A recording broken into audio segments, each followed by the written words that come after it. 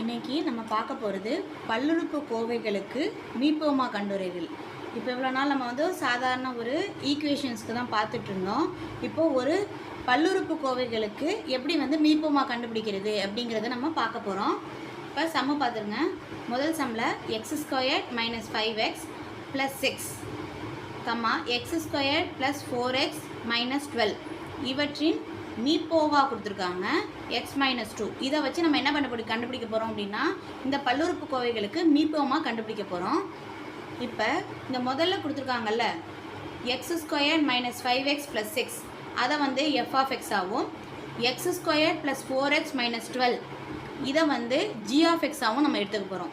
இப்போ வந்து சம்முக்குள்ளே போகலாம்.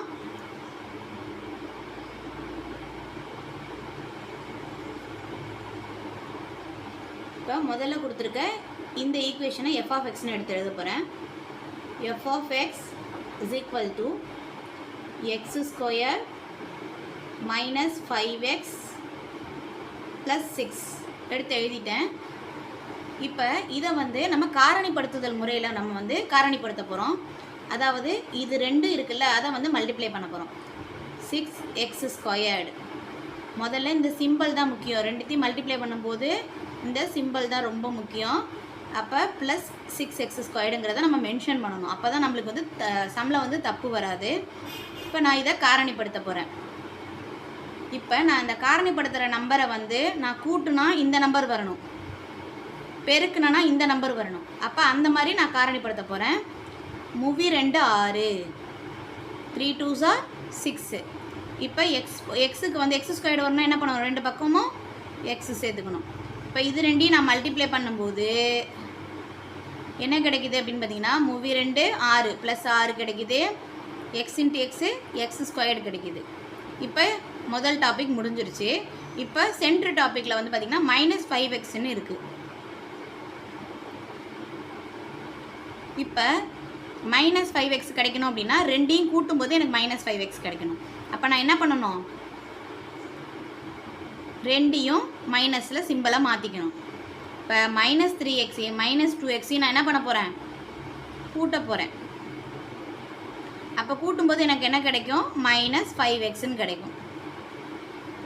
இப்போ நான் -3xையும் -2xையும் கூட்டும்போது -5xன்னு நடுவில் சென்டரில் உள்ள டாபிக் கிடச்சிருச்சு. -3xையும் -2xையும் மல்டிப்ளை பண்ணும்போது +6x² கிடச்சிருச்சு. இப்போ நான் காரணிப்படுத்திட்டேன். இப்போ ரெண்டு காரணிகளை நான் கண்டுபிடிச்சிட்டேன். இப்போ இதை என்ன பண்ண போகிறேன் அப்படின்னா எடுத்து எழுத போகிறேன். இதை எப்படி எழுதலாம் அப்படின்னா ஃபஸ்ட்டு இந்த x² அப்படியே எடுத்து எழுதிடணும். நம்ம கண்டுபிடிச்ச இந்த காரணிகள் இருக்குல்ல, இந்த -5xக்கு பதிலாக நம்ம என்ன காரணிகள் கண்டுபிடிக்கலாங்கிறது தான் இதில் வந்து முக்கியமான மேட்ரு. இப்போ வந்து நான் என்ன பண்ணிட்டேன், அதுக்குன்னா இந்த 5xக்கு பதிலாக நான் என்ன பண்ணிட்டேன், -3x -2xன்னு எழுதிட்டேன். இப்போ இது அதாவது இந்த -5x எழுதுறதும் ஒன்று தான், இந்த -3x -2x அப்படின்னு எழுதுறதும் ஒன்று தான். நான் என்ன பண்ணிட்டேன் அப்படின்னா அந்த மாதிரி எடுத்து எழுதிட்டேன். எப்பவும் போல் +6 அப்படியே எடுத்து எழுதிக்க வேண்டியதான், முடிஞ்சிருச்சு. இப்போ இதை நம்ம காரணிப்படுத்துதல் முறையில் பண்ணுவோம். இப்போ இது ரெண்டுத்தில் காமனாக என்ன இருக்குது அப்படின்னு பார்த்தீங்கன்னா x காமனாக இருக்குது, அதை நான் வெளியில் எடுத்துட்டேன். இப்போ இதில் ஒரு x போச்சு அப்படின்னா இங்கே என்ன இருக்கும், மீதி ஒரு x இருக்கும், -3 இருக்கும், அப்படியே எடுத்து எழுதிட்டேன். இதை சிம்பிளோட தான் எப்போவும் என்ன பண்ணணும், செகண்ட் டேர்மு வெளியில் எடுக்கணும். நான் -2ஓட வெளியில் எடுத்துட்டேன். மீதி என்ன இருக்குது, இதில் x இருக்குது. இந்த டேர்மில் என்ன இருக்குது,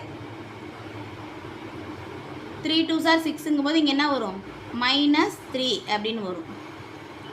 இப்போ மல்டிப்ளை பண்ணி பாருங்கள், உள்ளார -2 × x -2x இந்த டேர்ம் மாறாமல் வரும், -2xன்னு வந்து பாருங்கள், அப்படியே எடுத்து எழுதிட்டேன். அடுத்தது -2 × 3 அப்படிங்கும்போது இந்த -2 × 3ங்கும்போது என்ன வருது, மைனஸ் ப்ளஸ் 2 3s are 6 +6ன்னு வந்துடுது பாருங்கள். இப்போ இந்த டேர்ம் என்ன பண்ணுது, மாறாமல் வருது. நான் அப்படியே எடுத்து எழுதிட்டேன். இப்போ அடுத்தது என்ன பண்ண போகிறேன் அப்படின்னு பார்த்தீங்கன்னா மீதி இருக்கிற எல்லா டேர்மையும் எடுத்து எழுத போகிறேன். காமனாக என்ன இருக்குது, x -3. இந்த ரெண்டு டேர்முக்கு காமனாக என்ன இருக்குது, x -3 வெளியில் எடுத்து எழுதிட்டேன். மீதி இருக்கிறத இங்கே எடுத்து எழுதணும். x இது மீதி இருக்கா, அதை சேர்த்து எழுதி ரெண்டு தான், x -2. இப்போ நான் என்ன பண்ணிட்டேன், எஃப் ஆஃப் எக்ஸை காரணிப்படுத்தி எழுதிட்டேன். அடுத்தது என்ன, இந்த டேர்ம் என்னவா எடுத்துக்க சொன்னேன் அப்படின்னு பார்த்தீங்கன்னா, இந்த டேர்ம் என்னவா எடுத்துக்க சொன்னேன், ஜி ஆஃப் எக்ஸ்ன்னு எடுத்துக்க சொன்னோன்னா அதை அப்படியே எடுத்து எழுதிக்க வேண்டியதான். G of x is equal to x squared plus 4x minus 12. ஓகேவா? எப்பவும் போல் இது என்ன பண்ணணும், காரணிப்படுத்துதல் முறையில் காரணிப்படுத்தணும். இப்போ இது ரெண்டையும் என்ன பண்ண போகிறோம், மல்டிப்ளை பண்ண போகிறோம். மைனஸ் 12x ஸ்கொயர்டு எடுத்து எழுதியாச்சு. இப்போ இதை காரணிப்படுத்துகிறேன். என்ன காரணிப்படுத்தணும், ரெண்டு நம்பரை பெருக்குனா 12ன்னு ஆன்சர் வரணும், கூட்டினா ப்ளஸ் 4xன்னு ஆன்சர் வரணும். இப்போ நான் என்ன பண்ண போகிறேன் அப்படின்னு பார்த்தீங்கன்னா 6 12, எப்பவும் போல் எக்ஸ் எழுத வேண்டியதான். எக்ஸ் ஸ்கொயர்டுக்கு எக்ஸ் எழுதிக்கிறோம். இப்போ பார்த்தீங்கன்னா 6 12, அப்போ மைனஸ் 12 அப்படிங்கிறது இங்கே வரணும். இதில் ப்ளஸ் 4, இதை கூட்டினா என்ன கிடைக்கணும், எனக்கு ப்ளஸ் 4ன்னு கிடைக்கணும். யோசிக்கவே கூடாது, இங்கே என்ன நடுவில் சிம்பிள் இருக்குதுன்னு பார்க்கணும். ப்ளஸ் சிம்பிள் இருக்கா, பெரிய நம்பரில் அந்த சிம்பிளை போடக்கூடாது. சின்ன நம்பரில் என்ன பண்ணணும், அந்த மைனஸை நம்ம என்ன பண்ணிடணும், புட்டப் பண்ணிடணும். ஏன் அப்படின்னா இது ரெண்டை பெருக்கும்போது ஒரு மைனஸ் வந்தாகணும் நம்மளுக்கு. அப்போ 6 2s are 12, அப்போ மைனஸ் 12 கிடச்சிருச்சு. இது ரெண்டு என்ன பண்ணோம், இப்போ பெருக்குனேன், எனக்கு என்ன கிடச்சிருச்சு, மைனஸ் 12x ஸ்கொயர் கிடச்சிருச்சு. அடுத்தது கூட்ட போகிறேன், இது ரெண்டு என்ன பண்ண போகிறேன், கூட்ட போகிறேன். அப்போ எனக்கு என்ன கிடைக்கணும், ப்ளஸ் 4x கிடைக்கணும். கிடச்சிருச்சு. என்னென்னா பெரிய நம்பர்லேருந்து சின்ன நம்பரை மைனஸ் பண்ணி பெரிய நம்பரோட சிம்பிள் தான் நம்ம போடுவோம். இப்போ அதை தான் போட்டிருக்கேன், ப்ளஸ் 4x கிடச்சிருச்சு. இப்போ இதை என்ன பண்ண போகிறோம், எடுத்து எழுத போகிறோம். எக்ஸ் ஸ்கொயர்டு, இந்த 4xக்கு பதிலாக நம்ம என்ன பண்ணியிருக்கோம், ப்ளஸ் 6x மைனஸ் 2xன்னு கண்டுபிடிச்சி வச்சுருக்கோமா, அதை எடுத்து எழுத வேண்டியதான். ப்ளஸ் 6x மைனஸ் 2x, 4xக்கு பதிலாக நம்ம என்ன பண்ணியிருக்கோம், ப்ளஸ் 6x மைனஸ் 2x. இது போட்டாலும் ஒன்று தான், இது போட்டாலும் ஒன்று தான். காரணிப்படுத்துறதுக்காக நம்ம என்ன பண்ணியிருக்கோம், இந்த மாதிரி பண்ணியிருக்கோம். அடுத்தது இந்த மைனஸ் 12 அப்படியே எடுத்து எழுதிக்க வேண்டியதான். நெக்ஸ்ட்டு என்ன பண்ண போகிறோம் அப்படின்னு பார்த்தீங்கன்னா, இந்த எக்ஸ் ஸ்கொயர்லேருந்து எக்ஸை காமனாக வெளில எடுக்க போகிறோம். காரணிப்படுத்துறதுனால அடுத்தது, அதனால எக்ஸை காமனாக வெளில எடுத்தாச்சு. மீதி இருக்கிற ஒரு எக்ஸ் இங்கே எடுத்து எழுதிக்கணும். இங்கேருந்து ஒரு எக்ஸ் போயிடுச்சு, மீதி ஒரு எக்ஸ் இருக்குது, எடுத்து எழுதியாச்சு. இங்கே ப்ளஸ் 6ன்னு இருக்குது, எடுத்து எழுதியாச்சு.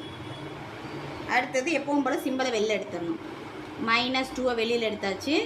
இப்போ இங்கே என்ன இருக்கும், எக்ஸ் மைனஸ், இப்போ இங்கேருந்து இங்கே வந்துச்சு அப்படின்னா இந்த இடம் என்ன இடம், மைனஸ் வெளியில் எடுத்துட்டோம்.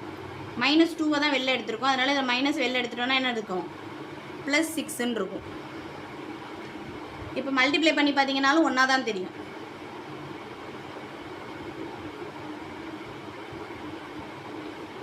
பாருங்களா, மல்டிப்ளை பண்ணி காட்டுறேன் பாருங்கள்.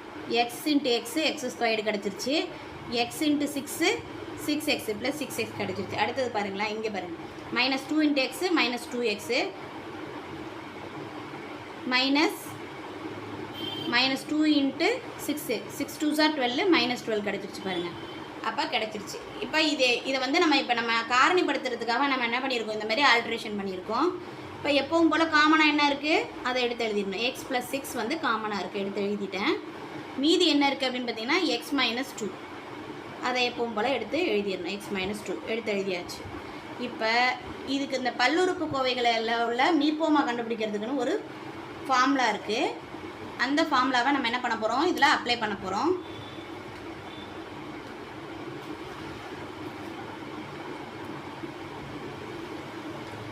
என்ன ஃபார்முலா அப்படின்னு பார்த்தீங்கன்னா, f of x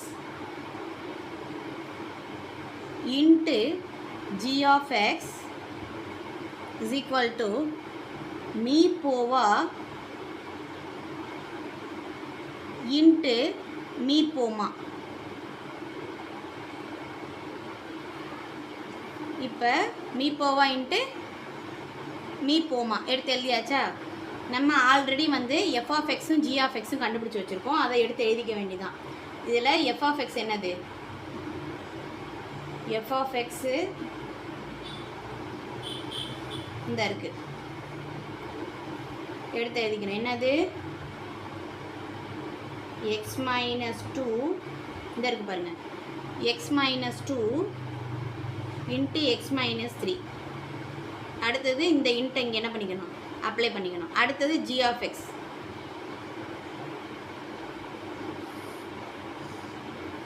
g of எக்ஸை எடுத்து எழுதிக்க வேண்டியதான். என்ன இருக்குது ஜி ஆஃப் எக்ஸு?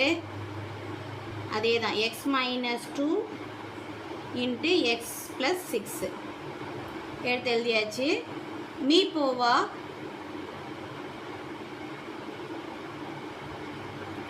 இன்ட்டு மீ போமா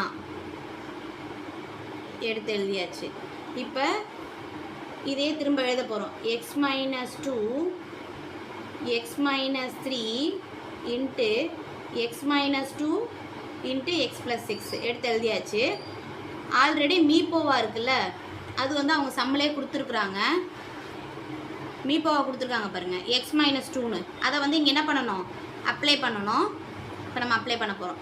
மீப்போவா அப்ளை பண்ணுவோமா? எக்ஸ் மைனஸ் 2 அப்ளை பண்ணியாச்சு. இன்ட்டு மீப்போமான்னு எழுதிட வேண்டியதான்.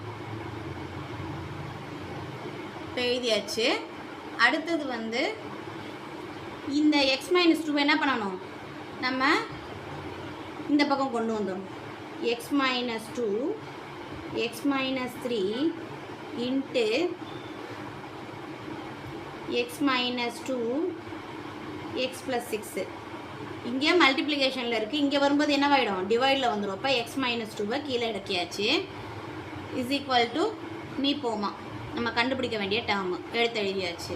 இப்போ இங்கே இருக்கிற இந்த எக்ஸ் மைனஸ் 2 என்ன பண்ணணும்? மேலே இருக்கான்னு பார்க்கணும். இந்த இருக்குது பாருங்கள் எக்ஸ் மைனஸ் 2. அதை என்ன பண்ணிடணும்? கேன்சல் பண்ணிடணும். எக்ஸ் மைனஸ் 2 கேன்சல் ஆகிடுச்சு.